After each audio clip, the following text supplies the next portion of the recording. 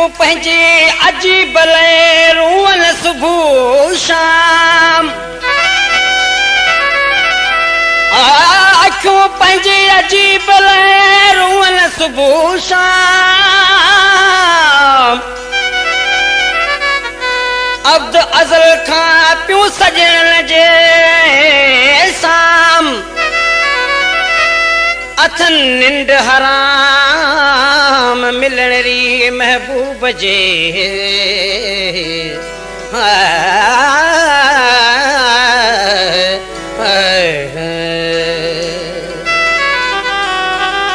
दोस्तों हिन कलाम जे लाइ फरमाश आहे हैदराबाद शहर खां अताउल्ला खान ऐं मोहम्मद असलम ऐं उस्ताद करम अली मंगणार ऐं पप्पू दर्जी जी। सोच दिलड़ी नीह जलाई हाँ सोच दिलड़ी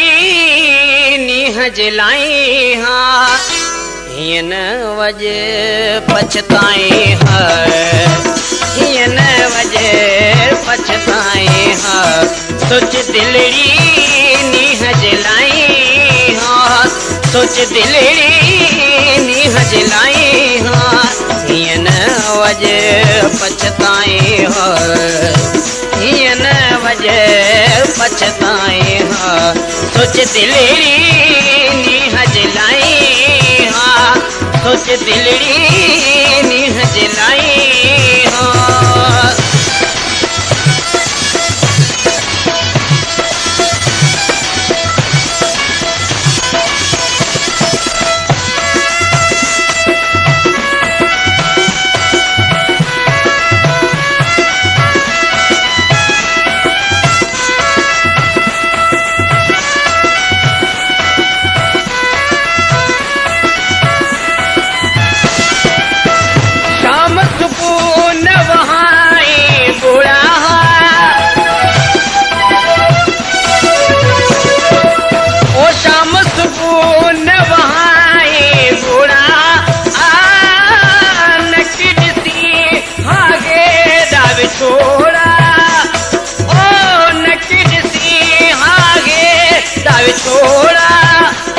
परदेसी सां पेच न पाए हाँ परदेसी सां पेच न पाए हाँ हिय न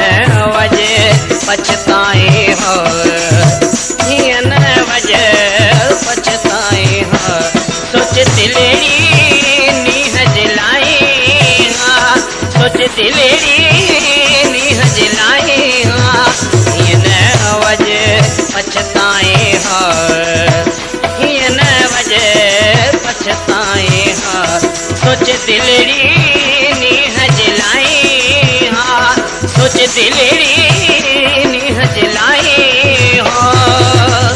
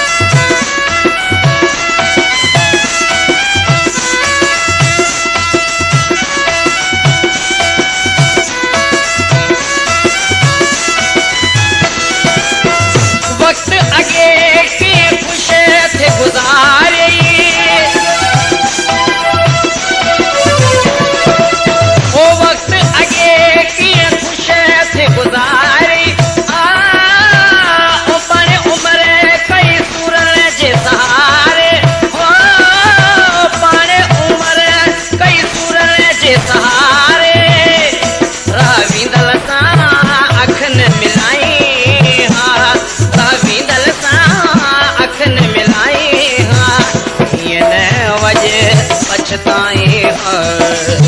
हिय न वजे पछताए सोच दिलड़ी नीह जलाई हाँ सोच दिलड़ी नीह जलाई हाँ हिय न वजे पछताए हिय न वजे पछताए सोच दिलड़ी नीह जलाई हाँ सोच दिलड़ी नीह जलाई हाँ